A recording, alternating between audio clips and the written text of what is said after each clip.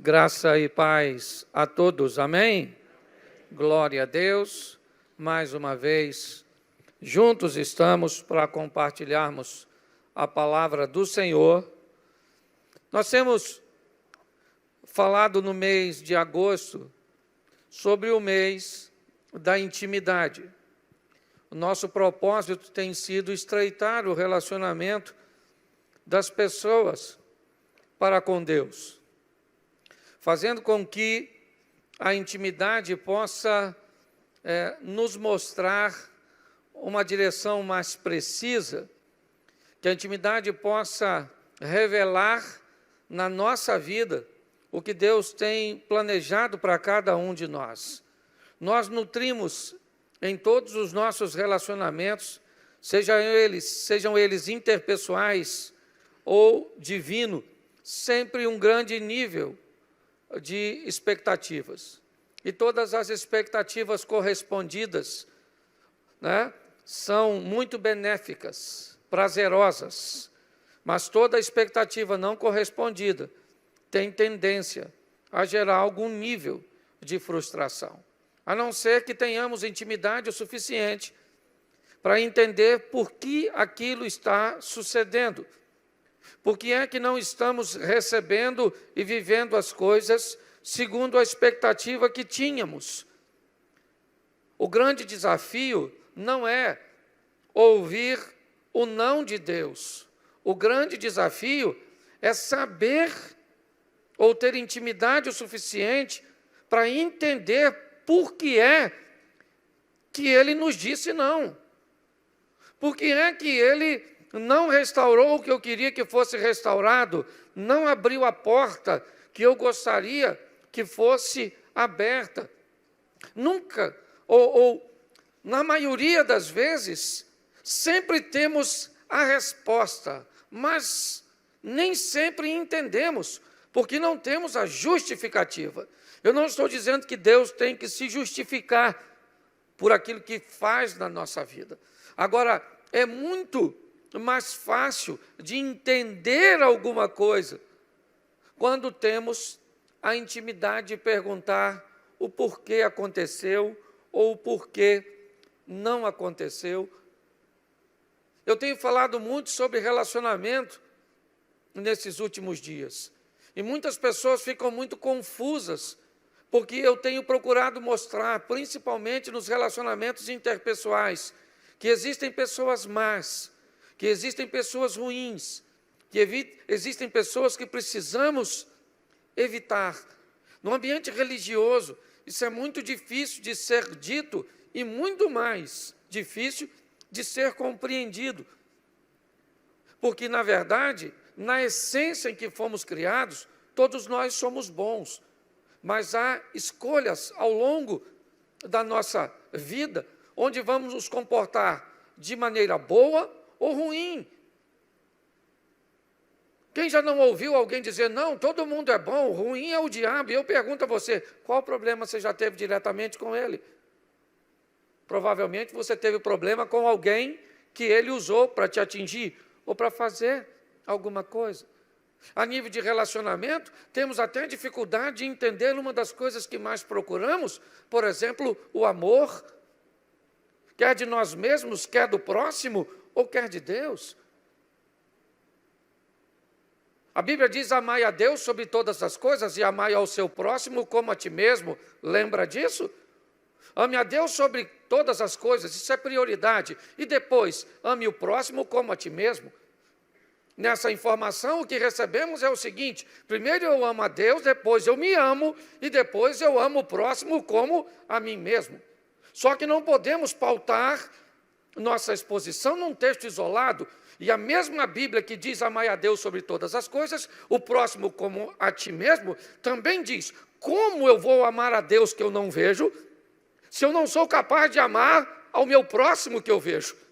Agora me parece que as coisas mudaram um pouco a ordem. Agora a Bíblia está dizendo que como eu vou amar a Deus se eu não amar o próximo? Mas se eu voltar lá atrás, como eu vou amar o próximo se eu não me amar? Então, me parece que me amar primeiro, ter autoestima, ter autoimagem, saber o meu potencial e gostar de mim é a melhor maneira de amar a Deus, porque eu estou entendendo, certo? Compreendendo que eu fui criado por Ele e que Ele me ama a ponto de dar seu Filho para morrer na cruz do Calvário. Quando nós falamos, ame a si mesmo, e eu acho até que nós precisamos nos amar um pouquinho mais. Pastor, mas a Bíblia não diz que ama o próximo como a ti mesmo? Sim, mas no que diz respeito a isso, ela está querendo dizer o seguinte: não faça mal a ninguém, crie um ambiente onde as pessoas sejam beneficiadas com a sua presença, com as suas ações. Isso. Só nunca ame alguém mais do que você ama a si mesmo, porque senão isso vira doença e você vai permitir pessoas, que pessoas te usem. É muito importante entendermos isso. Muitas pessoas têm sofrido muito em seus relacionamentos interpessoais porque resolveram amar o próximo acima de si mesmo. E começa a se envolver numa série de relacionamentos confusos. Eu quero compartilhar com você um dos exemplos que para mim é extraordinário no que diz respeito a relacionamento salutar. Segundo o livro dos Reis, capítulo 4, verso de número 25. Põe para mim, por favor, aqui. Isso, já está aqui na tela para você. Êxodo. Segundo o livro dos Reis, capítulo 2, capítulo 4, verso de número 25. E partiu ela, pois, e veio ao homem de Deus, ao Monte Carmelo, e sucedeu que, vendo ao homem de Deus de longe, disse a Geazi, seu marido, disse a Geazi, seu moço, eis aí a sunamita, verso 26. Agora, pois, corre-lhe ao encontro e diz-lhe, vai bem contigo? Vai bem com teu marido? Vai bem com teu filho? E ela disse, vai bem. Feche os seus olhos. Senhor nosso Deus e Pai, em nome de Jesus, continua falando conosco e usa-me como um canal de bênção, pelo poder do nome de Jesus, para a minha vida e para a vida de todos que estão participando deste culto, quer aqui presentes, quer online. Que teu Espírito tenha liberdade de agir em nosso meio, em o nome de Jesus. Amém. Glória a Deus. Amém. Eliseu está com Geazi no Carmelo, quando de repente vem a sunamita em sua direção. De longe, Eliseu visualiza essa mulher e ele sente que tem alguma coisa de errado. Alguma coisa não está bem. Tem alguma coisa no andar daquela mulher, na expressão daquela mulher, na caminhada daquela mulher. E nesse momento, Eliseu chama Geazi e diz, vai até a sunamita e pergunte a ela o que é que está acontecendo. Pergunte a ela se as coisas estão bem com seu filho, com seu marido, se está tudo bem. Como alguém é capaz de observar de longe que as coisas não estão bem com a outra? Como alguém é capaz de notar, de ter a percepção de alguém que vem ao longe, a ponto de ter que enviar um mensageiro e perguntar, pergunte a ela, o que é que está acontecendo? Você pode olhar para a situação em si e dizer, pastor, o texto mesmo explica isso, não era sábado, nem lua nova, nem seu esposo entendeu por que é que ela queria encontrar com um homem. Mas se eu olhar um pouquinho atrás, eu vou descobrir algumas coisas muito preciosas no que diz respeito a relacionamentos. Põe para mim, capítulo 4 aí, o mesmo capítulo, verso de número 8. Volta para o 8. Sucedeu também um dia, indo Eliseu a Sunem, havia ali uma mulher rica, a qual reteve a comer pão. Sucedeu que todas as vezes que passava, ali se dirigia a comer pão. Preste atenção, porque lá na frente eu estou olhando um homem capaz de olhar que as coisas não estão bem em alguém que vem ao longe. Tem alguma coisa de errada com a expressão facial daquela mulher, com o andar daquela mulher, com a postura daquela mulher. E onde é? Ou de onde ele retirou tantas informações sobre esta mulher? Como é que Eliseu sabe tanto sobre ela?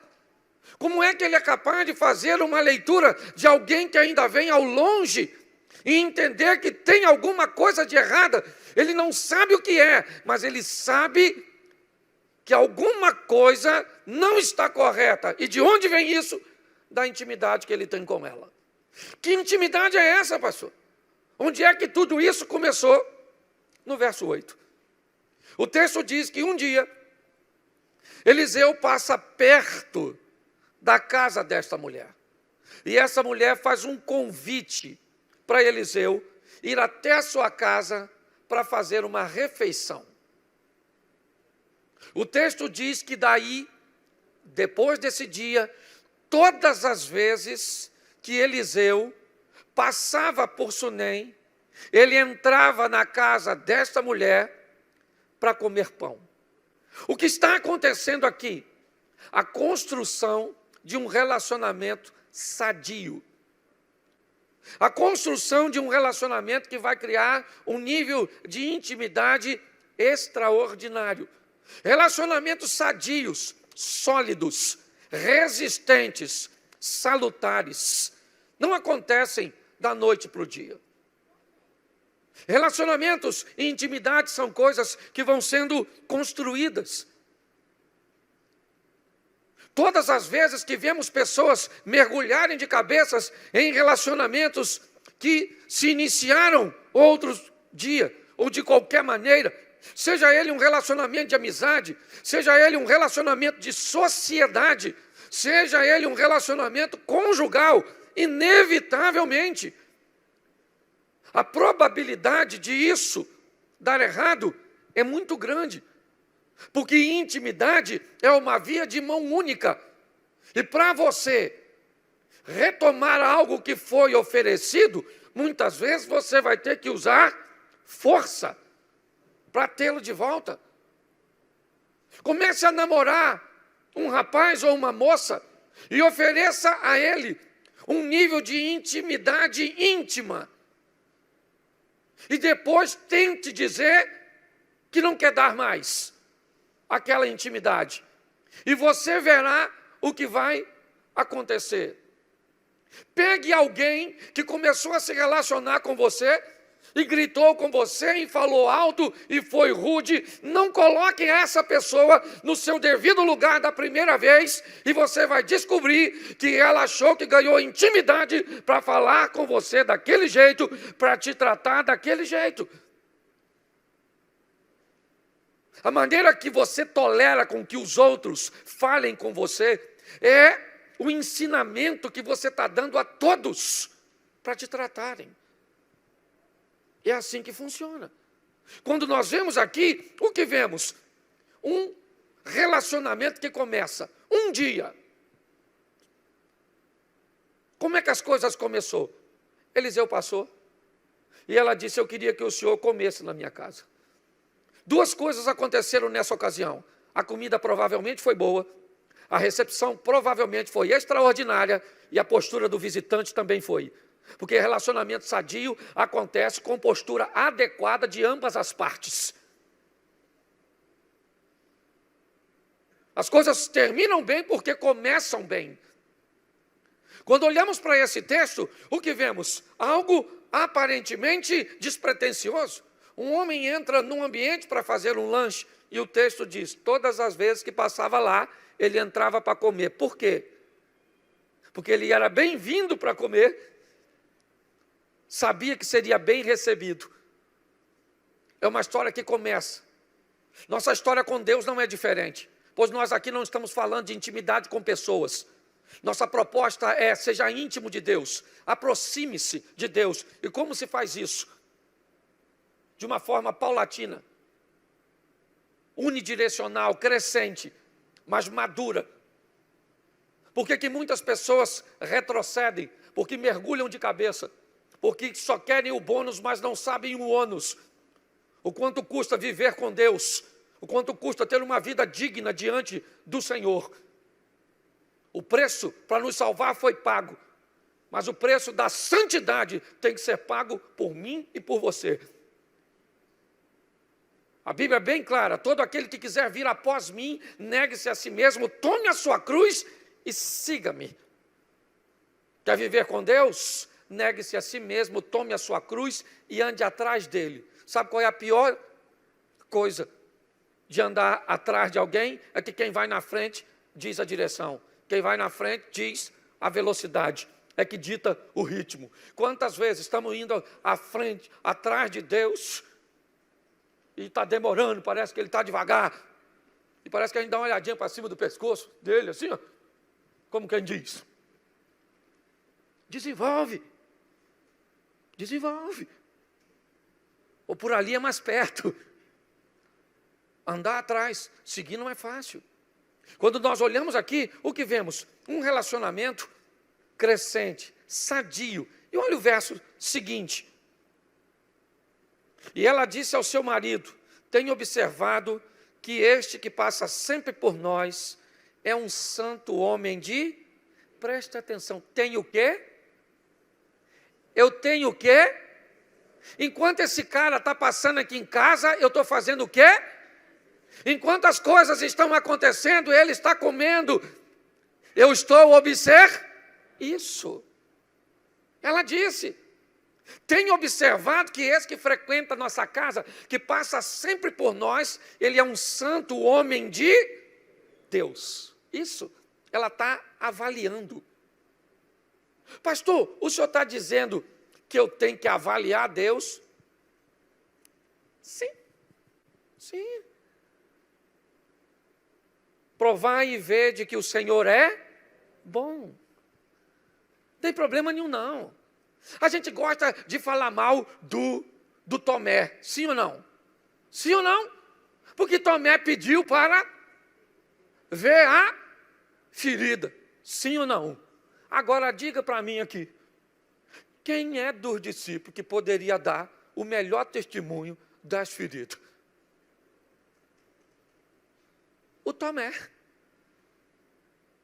Sim ou não? Sim, pode ter sido repreendido, era uma lição para todos, sim, mas ele falou: está furado mesmo? Jesus falou: coloca o dedinho aqui, querido, se você quiser ver. Bem-aventurado aquele que não viu e creu. Mas o que está acontecendo aqui é um relacionamento crescente, algo que vai se consolidar de uma forma extraordinária, e é isso que nós precisamos entender. O texto diz que aquela mulher chama o marido e diz: eu estou vendo que esse camarada, eu tenho observado que esse indivíduo que passa sempre por nós é um santo homem de Deus. Verso 10. Façamos-lhe um pequeno quarto junto ao muro, e ali ponhamos uma cama, uma mesa, uma cadeira e um candeeiro, e há de ser que, vindo ele a nós, te retirará por aí. Deixa esse versículo um pouquinho. Presta atenção na colocação do verbo, ou dos verbos. Façamos-lhe, ponhamos, e vindo ele a nós. Olha bem. A mulher convida o profeta, recebe ele na sua casa, passa a observá-lo, descobre que ele é um santo homem de Deus, e o que era apenas uma visita para um lanche, começa a se tornar uma base missionária. Deixa eu tratar assim. Um ambiente onde ela chama seu marido, e por ser casada, sempre está no plural, nunca no singular, porque singular é enquanto eu sou solteiro. Enquanto eu sou solteiro, eu faço. Depois que eu casei, façamos. Enquanto eu sou solteiro, eu vou. Depois que eu casei, posso. Achou que eu ia falar, vamos, né? Eu não estou com tanta autoridade assim. Escute só. Eu gosto da maturidade porque me parece que o relacionamento dessa mulher não é maduro apenas como Eliseu, é maduro com seu marido. Vai ser maduro para com Deus, porque quem aprende a ter intimidade, quem aprende a se relaciona bem em todas as esferas.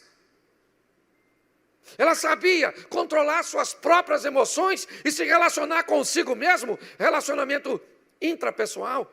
Ela sabia se relacionar com as pessoas, construindo relacionamentos sadios, paulatinos e crescentes. Ela sabia se relacionar com seu marido, entendendo a postura de uma mulher casada e rica. Ela sabia se relacionar com Deus. E nós vamos ver isso mais à frente. Porque ela diz ao marido, já que ele é um santo homem de Deus, e eu já tenho observado isso, façamos aqui em casa uma obra de junto ao muro, ponhamos uma mesa, uma cadeira, um candeeiro, uma cama e um candeeiro, para todas as vezes que ele vier a nós, para ali ele vai se direcionar e descansar. O relacionamento se estabeleceu. Eliseu frequenta a casa daquela mulher por todas as vezes que passava por lá, e está tudo tranquilo. Mas relacionamentos sadios são relacionamentos de mão dupla. Todos os relacionamentos onde apenas uma das partes ganham, não tem tendência a ser muito extenso, pelo menos a nível de satisfação. Relacionamento, para ser bom, tem que ser bom para todos. Um casamento só pode ser bom se for bom para o marido e for bom para a mulher. Eu amo demais a minha mãe, ela ama demais a mãe dela. Então eu tenho que entender que o tempo do casal vai ter que se dividir de vez em quando para ir na casa da mãe dele, de vez em quando para ir à casa da mãe dela, porque os dois precisam se beneficiar. Um é rural, o outro urbano, então tem que haver um equilíbrio para em algum momento ir num hotel fazenda e em outro momento num shopping center. Pois os relacionamentos sólidos, eles são relacionamentos onde todas as partes se beneficiam. E me parece que até o presente momento, quem está se beneficiando é só Eliseu e Geazi. Todas as vezes que passam lá, entram para comer, agora ele já tem uma cama, uma mesa, uma cadeira e um candeeiro, mas, verso de número 16, ou 14, perdão. Então disse ele, o que há de se fazer, pois, por ela? Geazi disse, ora, ela não tem filho e seu marido é velho. Um dia Eliseu está deitado na cama e ele começa a pensar no que aquela mulher tem feito, em como ela tem recebido eles. Nunca pediu nada, não tinha um demônio na casa daquela mulher, não tinha uma dívida na casa daquela mulher, não tinha nenhum problema conjugal naquela mulher, na casa daquela mulher. O interesse daquela mulher de receber Eliseu era um interesse sadio, puro, porque viu nele a presença de Deus. Para aquela mulher, quando ela recebe o profeta, ela está recebendo o próprio Deus. E a Bíblia diz que aquele que recebe um profeta na qualidade de profeta, recebe galardão de profeta. Num determinado momento, Eliseu, e se você olhar a postura de Eliseu no que diz respeito a todas as coisas, por onde ele passou e o que fez, não é muito do feitio dele parar para observar uma situação dessa. Isso é praticamente único no profeta Eliseu. Ele está na cama dele, e para mim, quem faz para Deus pode ter certeza que vai receber. Há um insight na mente de Eliseu. E ele começa a pensar que aquela mulher é tão boa, que aquele relacionamento é tão bom para ele, que está vindo tantas coisas na direção dele, que ele precisa mandar uma coisa para lá. Ele começa a pensar o que eu posso fazer pela mulher. Ele chama a mulher então e diz: mulher, você tem nos recebido de uma maneira extraordinária, estar com você é um prazer. Temos um relacionamento estreito aqui, eu frequento sua casa, nunca me cobrou nada para frequentar aqui, então eu quero que você me diga o que você está precisando. Você precisa que eu converse com você, com o capitão do exército? Tem algum problema na justiça? Tem alguma causa sua desse nível que eu possa resolver? Se você precisar ir em última instância, eu posso conversar com o rei a seu respeito. E ela disse: eu estou satisfeita, habito no meio do meu povo, minha casa me satisfaz, está tudo bem comigo, está tudo certinho. Ela não fez nenhum pedido, mas aquilo ficou na mente de Eliseu. Por isso que para mim é Deus 100% nessa história, porque quando você vai estudar um pouco sobre Eliseu, não era do comportamento dele parar para prestar atenção em algo tão simples e tão pequeno.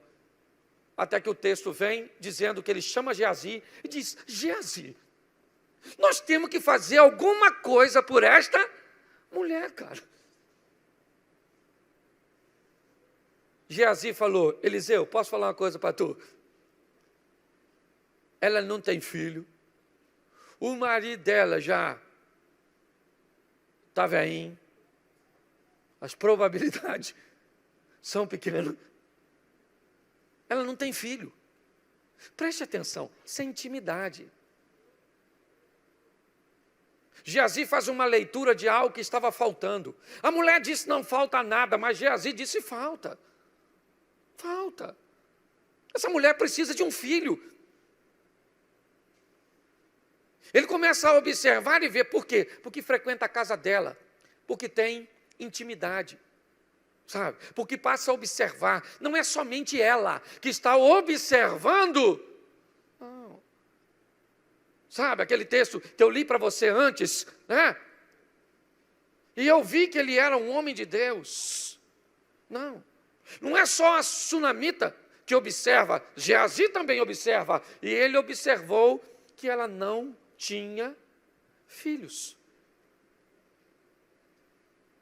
Eliseu chama e diz: olha, você não tem filhos? E passado aproximadamente 1 ano, é o que ele vai dizer, depois você lê, porque fica mais fácil. Você vai estar segurando um menino nos seus braços, um filho seu. E ela disse: não brinca comigo assim não. E o menino nasceu. Que coisa extraordinária. Ele cresce e um dia sente uma dor de cabeça e acaba indo a óbito. E aí então que ela pega um jumento e vai procurar Eliseu, e Eliseu de longe notou que tinha, o que tem de errado? Eu não sei. Mas ele é capaz de ler, de entender por causa do relacionamento. Você sabe o que as pessoas mais me procuram e me perguntam? Pastor, eu quero fazer a vontade de Deus, me diga o que eu tenho que fazer. O que eu tenho que fazer? Pastor, eu quero viver uma vida séria com Deus, eu quero agradar a Deus, eu quero ser fiel a Deus. E o que eu tenho que fazer?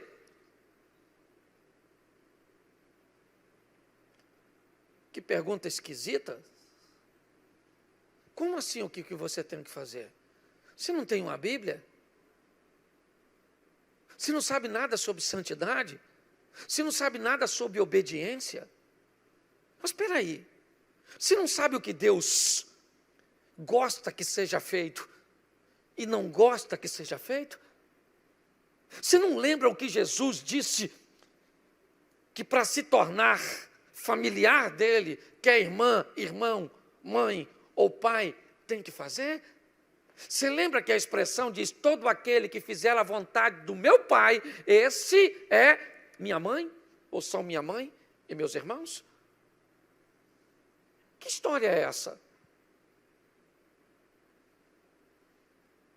Nós estamos falando para a gente, e muitas delas Muitas, na verdade, no início de uma caminhada. E que nesse início de caminhada ainda tem muita coisa para aprender. Mas estamos falando para muita gente que já tem 10, 20, 30 anos de caminhada. E até hoje me parece que está procurando um caminho para ser íntimo com Deus. Não pode. Tem algum equívoco nisso aqui? Se você se relaciona há muito tempo com Deus, é isso aqui. De frequentar a casa dela, ele olha e diz, tem alguma coisa de errada com a sunamita. Vai, Geazi. Geazi vai lá e diz, vai tudo bem contigo, com teu filho, com teu marido? Ela disse, vai tudo bem. E continua caminhando na direção de Eliseu. Quando ela chega, ajoelha, começa a chorar. Geazi tenta removê-la. Eliseu diz, não mexe com ela, porque tem alguma coisa de diferente nessa situação, porque Deus não me revelou nada do que está acontecendo. Olha bem, Deus não poderia ter mostrado a Eliseu? Eliseu era alguém íntimo de Deus? Sim. Será que ele não poderia ter visto tudo aquilo de forma prévia? E quando a mulher chegasse a ele, ele já sabia tudo o que estava acontecendo? Mas não. Havia uma intimidade. Não era só Eliseu saber o que estava acontecendo. Aquela mulher deixou um filho morto em casa. E falar para ela era importante. Botar para fora é importante. Ela precisava dizer para Eliseu e desabafar. Meu filho está morto lá e eu não pedi, eu avisei para não brincar comigo. Preste atenção. Ela está dizendo para o profeta, ela está rasgando o coração. Deus fica quietinho nessa situação. Enquanto ela abre o coração diante de quem? De um amigo que frequentava a sua casa, que comia da sua comida, que sabia quem ela era. É isso. Nossa proposta é levar as pessoas a terem um relacionamento com Deus. Vamos querer um relacionamento católico com todo respeito, com Deus que está nos céus, que utiliza intermediários para se comunicar. É isso? É esse distanciamento de um Deus que é criador de todas as coisas e que não tem tempo para prestar atenção em mim? Não é isso que ele disse. Não é isso que diz a sua palavra. Ele diz que é um Deus de perto. Um Deus que quer ser amigo. Um Deus que não quer ter simplesmente servos, mas que quer ter filhos e amigos.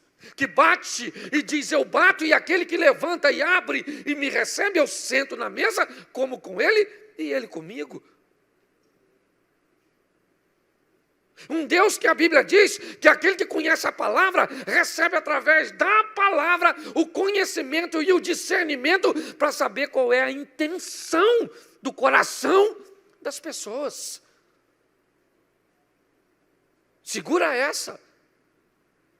A nossa intimidade com Deus e com a palavra diz que ela é apta para discernir a intenção das pessoas. Não são as ações. A intenção, elas nem agiram ainda. O problema é que está tudo interligado. E texto sem contexto é pretexto para heresia. O que observamos aqui é um nível de intimidade ao extremo. Ela não reclama com Geazi, ela vai falar com Eliseu. Ela não diz para Geazi, sabe, Geazi, meu menino morreu. Não, ela não perde tempo, não gasta esforços, não canaliza forças, não gera atenção para lugares que não vão resolver seus problemas. Você está entendendo? Ela vai direto na fonte, eu não quero um intermediário, eu quero falar com ele. Cara, meu filho está morto. Sabe o que Eliseu disse? Geazi, pega o meu bordão, corre lá. Ela disse, não, querido. Geazi, não. O senhor vai dar um pulinho lá em casa. O quartinho está lá, caminha, está tudo lá, amigão. Vamos embora. E você sabe quem é o Eliseu, não sabe? Você sabe que uns garotinhos começaram a rir, chamando ele de calvo. Não vou nem falar para não traumatizar alguns ouvintes. Você sabe que o cara era duro, certo? E a mulher está lá, vamos lá em casa. E nem era dele. Botou Eliseu para casa. Chegou lá, eu imaginando Geazi com a expectativa do primeiro milagre dele. É hoje que eu arrebento. E o menino ressuscita. Eu imagino quando a mulher chegou com Eliseu, que Geazi falou: Eliseu, o bordão está fraco. O bordão caiu por terra, certo, Eliseu? Ela deve ter olhado para o Eliseu e falou assim: não falei? Aqui o negócio é entre nós, é intimidade. Não blasfemou, não falou nada. Eu guardo a maturidade. Ela não tinha filho e não reclamou de ter, porque maturidade faz você ser feliz e estar satisfeito com o que tem. Entendeu? Eu gosto porque o filho morre, ela não bota. Ela foi lá falar com Eliseu, e brava, e com todo o direito. Mas pelo menos foi educada. Te pedi alguma coisa. Não gosto de brincadeira. Mas vamos lá em casa. O que ela está dizendo? Meu filho morreu, mas a porta da minha casa ainda está aberta para ti. Vamos dar um pulinho lá. Mas o que mais me encanta nisso é quando nós vamos lá para o capítulo 8. Seria legal se você fosse também. Capítulo 8, verso de número 1.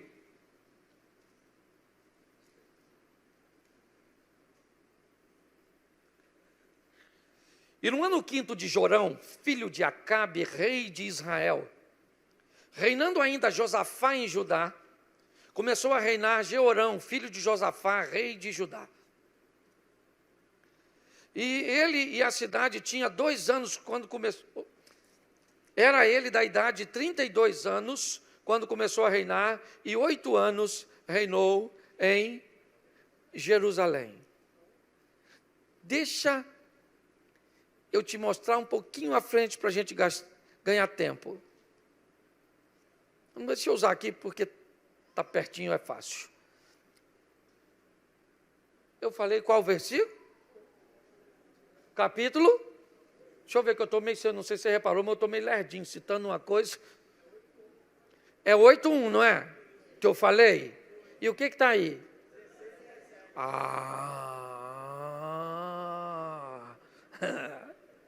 Tem mais gente doida no ambiente além de mim hoje. Bota. Aí sim, querido. Não posso nem falar de você, que eu já errei umas 10 hoje. E falou Eliseu, aquela mulher cujo filho vivificara, dizendo: levanta-te, vai tu e a tua família, peregrina onde puderes peregrinar, porque o Senhor chamou a fome, a qual também virá na terra por 7. Ô, gente, presta atenção, agora aqui comigo. Essa mulher é gente boa, sim ou não? Sim ou não? É uma mulher que investe no homem de Deus, comprometida com Deus, e a casa dela vai passar fome, sim ou não? Sim ou não? Ela vai ter que fugir por causa da fome, sim ou não? Pois é, querido. Fiel também, às vezes, tem que fugir. Não concordo. Tem você na fila do pão para concordar ou não? Até rimou. Olha só. Eliseu chegou para ela e falou para ela assim: querido, olha só, levanta e vai você com a sua família e peregrina onde você puder peregrinar, porque Deus chamou a fome. E ela foi. Foi, deixou sua casa, suas terras, sua riqueza, deixou tudo para trás. 7 anos se passaram. 7 anos se passaram. Verso 3. E sucedeu que ao cabo de 7 anos, a mulher voltou da terra dos filisteus e saiu a clamar ao rei pela sua casa e pelas suas terras. Verso 4. Ora, o rei falava a Geazi, moço do homem de Deus, dizendo: conta-me, peço-te todas as grandes obras que Eliseu tem feito. Eu acho isso muito legal. 7 anos depois, vem a mulher voltando para casa. Certo? Provavelmente com seu marido e com seu filho. E ela vem para conversar com o rei. Para dizer para o rei, para devolver suas terras. Porque quando a fome chegou, 7 anos atrás, ela teve que abandonar suas terras. E como vivia num ambiente de monarquia, na verdade as terras nunca foram dela. Mas nesse momento de abandono, volta para o poder real. E durante todo aquele período, o rei está gerenciando e administrando tudo.